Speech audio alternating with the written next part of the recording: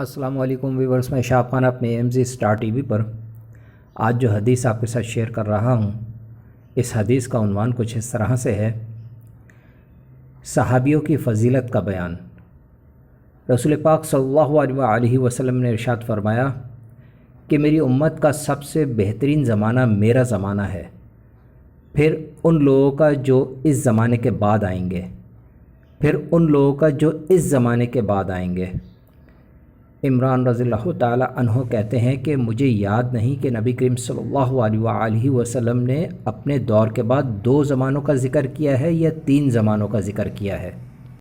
پھر آپ صلی اللہ علیہ وسلم نے فرمایا کہ تمہارے بعد ایک ایسی قوم پیدا ہوگی جو بغیر کہے گواہی دینے کے لیے تیار ہو جایا کرے گی، اور ان میں خیانت اور چوری اتنی عام ہو جائے گی کہ ان پر کسی قسم کا بھروسہ باقی نہیں رہے گا، اور نظریں مانیں گے لیکن انہیں پورا نہیں کریں گے۔ حرام مال کھا کھا کر ان پر موٹاپا عام ہو جائے گا۔